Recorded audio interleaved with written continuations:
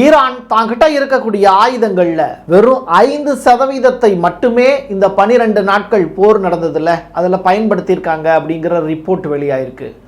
அப்போ பார்த்துக்கோங்க ஈரானுடைய வலிமை என்னன்னு. ஈரானில் இருக்கக்கூடிய கிறிஸ்தவர்கள் ஒரு 3 லட்சம் பேர் இருக்காங்க. இவங்க ஒரு முக்கியமான ஒரு விஷயத்தை இப்போ உலக நாடுகளுக்கு சொல்லியிருக்காங்க. அது என்ன? அது மிகப்பெரிய அளவில் ஆச்சரியத்தை ஏற்படுத்தக்கூடிய விஷயமாக இருக்க போகுது. இன்னொரு புறம் ஈரானுடைய முன்னாள் பிரசிடெண்ட் மறைந்த ரைசி அவர் எப்படி இறந்து போனார்? ஸ்மகிள் ட்ரோன்ஸ் கேள்விப்பட்டிருக்கீங்களா? அதை பற்றிய விடயங்களும் அஜர்பைஜான் கொடுத்திருக்கக்கூடிய தகவல்களும் இன்னைக்கு உலக மக்கள் மத்தியில் பேசுபொருளாக மாறியிருக்கு. அப்படி அஜர்பைஜான் ஈரானுக்கு கொடுத்திருக்கக்கூடிய தகவல் என்ன? ரைசியினுடைய மரணம் தற்காலிகமானதா இல்லை ஒரு பிளான்டான அட்டாக்கா? என்ன சொல்லுது ரிப்போர்ட்டு? எல்லாத்தையும் தாண்டி ஈரானுடைய பார்லிமெண்ட்டில் இருந்து ஒரு முக்கியமான ஸ்டேட்மெண்ட்டு இப்போது உலகம் முழுவதும் பரவிக்கிட்டு இருக்கு. அது என்ன? வாங்க பார்க்கலாம் உறவுகளே. காசாவோடு இணைத்து வைத்து ஒரு டீட்டெயில் ரிப்போர்ட்டாக இது பிரசாத் சிக்னேச்சர். நீங்கள் ஒரு ஜேர்னலிஸ்டா இல்லை நியூஸ் ரீடரா வரணும்னு ஆசைப்படுறீங்களா? அப்படின்னா இது உங்களுக்கான பெரிய வாய்ப்பு. ஒரு பெரிய இலக்கோட அதற்கான முதல் படிக்கட்டு தான் இந்த பயிற்சி பட்டறை. தியரிட்டிக்கல் அண்ட் பிராக்டிக்கல் கிளாஸினுடைய முடிவில் சர்டிஃபிகேட்டும் கொடுக்கப்படும். தொடர்புக்கு 94493594 என் நம்பருக்கு காண்டாக்ட் பண்ணுங்க. நீங்கள் நம்ம சேனலுக்கு விளம்பரம் கொடுக்க விருப்பப்பட்டீங்கன்னா 94493594 இந்த நம்பருக்கு காண்டாக்ட் பண்ணுங்க.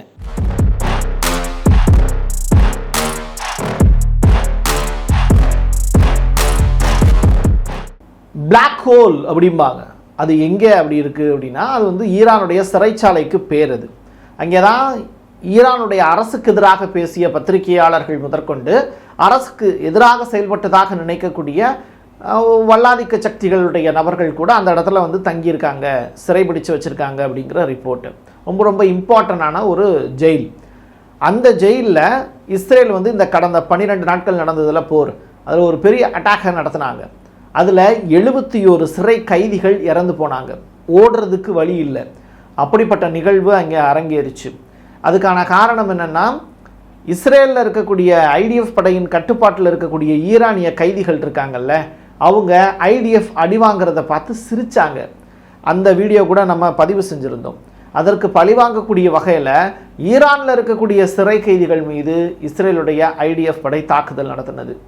இது தொடர்பாக அந்த ஈரான் நாட்டினுடைய ஜுடிஷியரி ஸ்போக் பர்சன் அஸ்கர் அவங்க என்ன சொல்லியிருக்காங்கன்னா, இவ்வளவு பயங்கரமான ஒரு தாக்குதல் ஒரு சிறைச்சாலைக்குள்ளே இது வரைக்கும் நடந்தது கிடையாது. போர்க்காலங்களில் சிறைச்சாலைகள் மீது போர் தொடுப்பது அப்படிங்கிறது வித்தியாசமான ஒரு அணுகுமுறை. அதை செய்திருக்கக்கூடிய இஸ்ரேல் உண்மையிலேயே ஜினோசைடு அப்படிங்கிற வார்த்தைக்கு சொந்தக்காரங்க தான். லாரன்ஸ் வில்கர்சன் இவர் யார் அப்படின்னா former US secretary of state chief staff அப்படின்னு சொல்கிறாங்க. ரைட்டா? இப்போது இவர் சொல்லியிருக்கக்கூடிய விஷயம் காசாவை பற்றியது. அக்டோபர் 7 அன்னைக்கு ஹமாஸ் மிகப்பெரிய அளவில் அட்டாக் நடத்தினாங்கல்ல, அதுக்கு அவங்களுக்கு தார்மீக உரிமை இருக்குது. காரணம் என்னென்னா அதுக்கு முன்னாடி அவங்க அனுபவித்த துயரங்கள் அந்த மாதிரி. சும்மா இருக்கக்கூடிய பாலஸ்தீன் மக்களுடைய வீடுகளுக்குள்ள தேவையில்லாமல் இரவு நேரத்தில் புகுந்து தாக்குதல் நடத்துவாங்க. குடும்ப குட்டி இருக்குன்னு பார்க்க மாட்டாங்க. அவங்களுடைய நினைத்த காரியத்தை அந்த இடத்துல செஞ்சு பார்க்கணும்னு நினைப்பாங்க. கொடூரமான புக்தியுடையவர்கள் இஸ்ரேலுடைய அந்த துப்பாக்கி ஏந்திய ஐடிஎஃப் வீரர்கள். குழந்தை, பெண்கள், வயதானவங்க, முதியவங்க இப்படி எதுவுமே பார்க்க மாட்டாங்க. கொடூரமான அரக்கர்கள் அவங்க அப்படிங்கிற ஸ்டேட்மெண்ட்டை பதிவு செஞ்சு இஸ்ரேல் அப்படிங்கிற தேசம் ஏன் இவ்வளவு தூரம் வன்மமாக நடந்துக்குதுன்னா அவங்களுக்கு நல்லா தெரியும் நம்ம ஆக்கிரமிப்பாளர்கள் அப்படின்னு. ஸோ என்னைக்கு இருந்தாலும் நம்மக்கிட்ட அதிகாரம் இல்லை அப்படின்னா நம்மளை இவங்க அழிச்சிருவாங்க அப்படிங்கிறதுனால தான் அவங்க இந்த மாதிரி எதிர்த்தாப்பில் இருக்கக்கூடிய அமைதியாக இருக்கக்கூடிய ஓனர் மேலே ஒரு டெனண்ட் அட்டாக் நடத்தினா எப்படி இருக்கும், அந்த மாதிரியான வேலை தான் செஞ்சுக்கிட்டு இருக்காங்க. ஸோ ஐநாவில் அவர்களுக்கான வாய்ப்புங்கிறது கூடிய விரைவில் பறிக்கப்படுவதற்கான எதிர்காலம் இருக்குது. இஸ்ரேல் அப்படிங்கிற தேசம் எப்படி கொடுக்கப்பட்டதோ அதே மாதிரி ஒரு காலகட்டத்தில் பறிக்கப்படுங்கிற ஒரு முக்கியமான ஸ்டேட்மெண்ட்டை பதிவு செஞ்சுருக்காரு. E3 ஸ்டேட் இந்த வார்த்தைக்கான அர்த்தம் என்ன அப்படின்னு தெரியுமா? இது வந்து 3 முக்கியமான நாடுகள் ஒன்றாக சேர்ந்த ஒரு கூட்டணி. Germany, France and UK, London. இப்போ இவங்க 3 பேரும் சேர்ந்து ஈரான் மீது ஒரு பொருளாதார தடை விதிப்பதற்கான வாய்ப்பு இருக்குது அப்படின்னு சொல்கிறாங்க.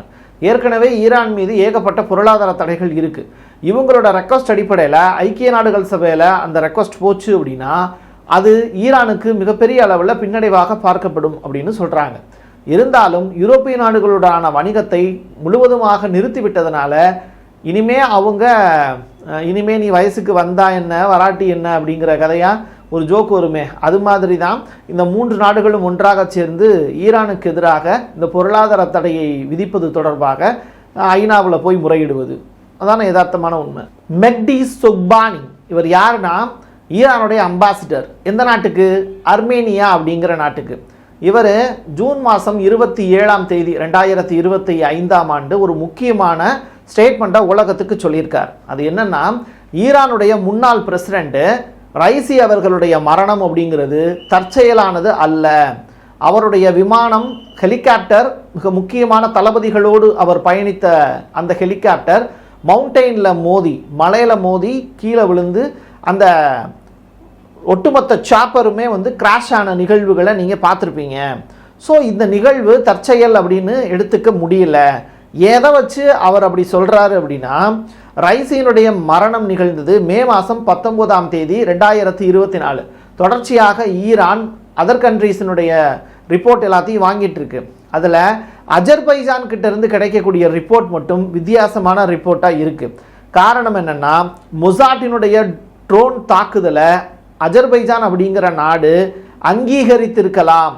கண்ணுக்கு தெரியாத ஸ்மகிள் ட்ரோன்ஸை அவர்கள் பயன்படுத்த அஜர்பைஜான் அனுமதித்ததா அப்படிங்கிறது தொடர்பான விசாரணையை தீவிரப்படுத்தணும் அப்படின்னு சொல்கிறாங்க. காரணம் என்னென்னா, இந்த 12 நாட்கள் நடந்ததில் போர், அதில் இஸ்ரேலில் இருந்து ஈரானுக்கு இந்த ஸ்மகிள் ட்ரோன்ஸ் அப்படிங்கிறது பறந்து வந்ததாக ஒரு ரிப்போர்ட் ஒன்று ஃபைலாக இருந்தது. நான் 2 வீடியோவுக்கு முன்னாடி நம்மளுடைய வீடியோக்களை தொடர்ச்சியாக பார்த்துட்டு வரவங்களுக்கு தெரியும், ஒரு 6 வார் பிளேனை நான் உங்களுக்கு காமிச்சேன். அது என்ன டைப் ஆஃப் வார் பிளேன் அப்படிங்கிறது தெரியல. இது இஸ்ரேலில் இருந்து ஈரானை நோக்கி சென்று கொண்டிருக்கிறது அப்படிங்கிற ஸ்டேட்மெண்ட் மட்டுமே நமக்கு கிடைச்சது. அது ஈரானை அடைந்ததா, இல்லை போயிட்டு இருக்கும்போது அஜர்பைஜான் வழியாக போயிட்டு இருக்கும்போது அது வேறொரு பாதையை நோக்கி போனதா அப்படிங்கிறத யாருமே ரிப்போர்ட்டாக சொல்லலை.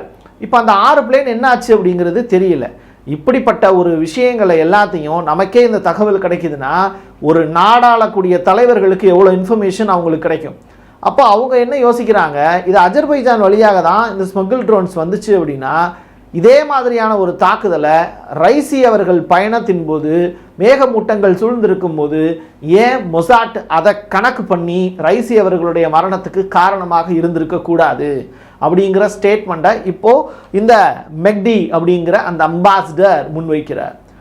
ஸோ அஜர்பைஜான் இந்த விஷயத்தை கேட்டு ஷாக் ஆகிருக்கு. முதல்ல இந்த 12 days வார் ரிலேட்டடான டீட்டெயிலை கொடு, அதற்கு பிறகு ரைசி அவர்களுடைய மரணம் தொடர்பான ரிப்போர்ட்டை கொடுன்னு அஜர்பைஜானை மிரட்டி விட்டுருக்காங்க ஈரான்.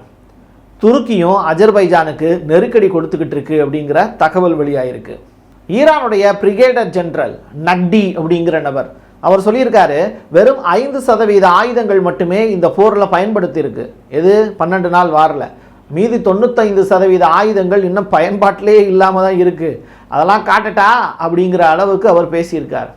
இது ஒரு பக்கம் அப்படின்னா, ஈரானுடைய பார்லிமெண்ட் சைடில் இருந்து அவங்க எம்பிக்கள் எல்லாரும் எழுப்பக்கூடிய குரல்கள் அமெரிக்காவுக்கு மரணம், இஸ்ரேலுக்கு மரணம்ங்கிற வார்த்தையை மையப்படுத்தி போர் இன்னும் முடிவடையலை, தொடரணும் அப்படிங்கிற தன்னுடைய ஆசையும் வெளிப்படுத்தியிருக்காங்க. என்ன நடக்க போகுதோ தெரியலையே. இது பத்தாததுக்கு வாங்கிய அடியை மறைக்கிறது நெதன்யாகு தலைமையிலான அரசுன்னு பென்டகன் ஒரு ரிப்போர்ட்டை ஃபைல் பண்ணியிருக்காங்க. இது தொடர்பாக ஹாரட்ஸு பென்டகனுடைய ரிப்போர்ட் எடுத்து தன்னுடைய பேப்பர்லையே போட்டு அதை இஸ்ரேல் மக்களுக்கு வெளிப்படுத்தியிருக்காங்க.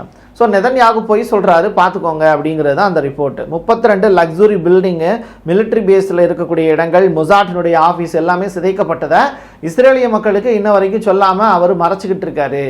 ஸோ இதெல்லாம் மறைக்கக்கூடிய விஷயமே கிடையாது, வாங்கின அடியை ஒத்துக்கணும் அப்படின்னு ஹாரட்ஸ் பத்திரிகை நெதன்யாவுக்கு இப்போ அறிவுரையும் கொடுத்துருக்காங்க. யுஎஸ்ஏவினுடைய அல் உடைட் ஏர்பேஸ் அது கத்தாரில் இருக்குது.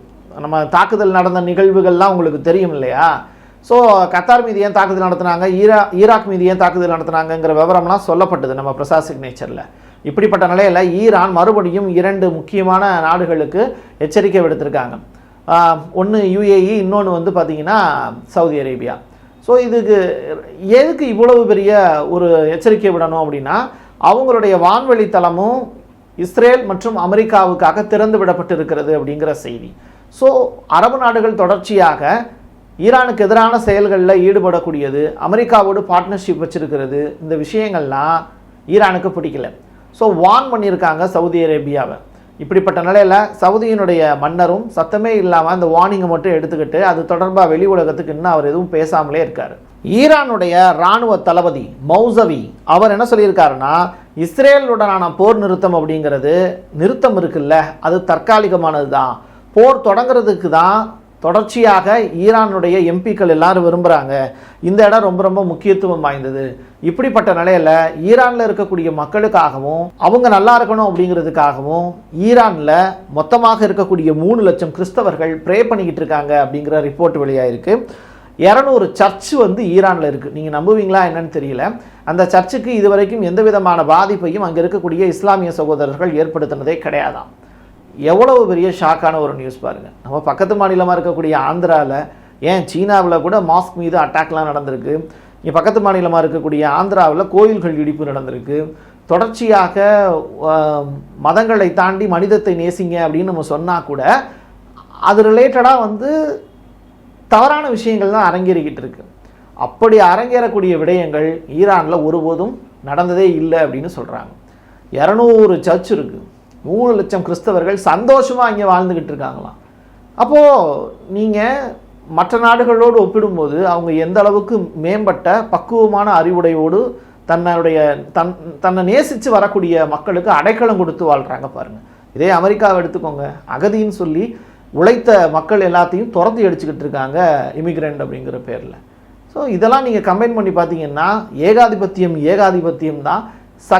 சமத்துவத்தை நேசிக்கக்கூடிய மக்கள் கூட்டம் ஒரு பக்கம் பொது உடைமை சித்தாந்தத்தை ஃபாலோ பண்ணி சரியாக தான் செஞ்சுக்கிட்டு இருக்காங்க அப்படின்னு தோணுது.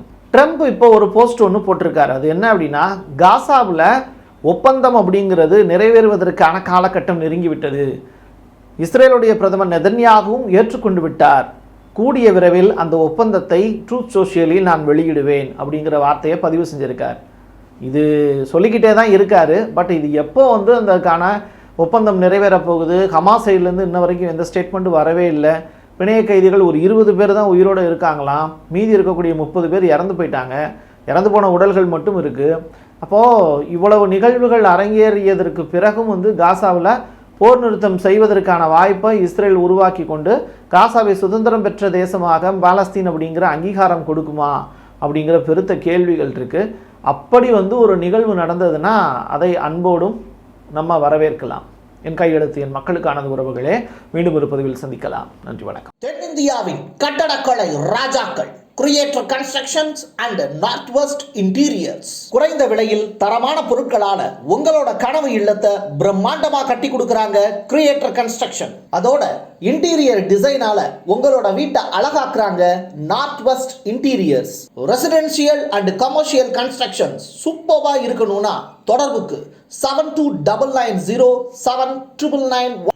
நீங்கள் நம்ம சேனலுக்கு விளம்பரம் கொடுக்க விருப்பப்பட்டீங்கன்னா 94493592 இந்த நம்பருக்கு காண்டாக்ட் பண்ணுங்கள்.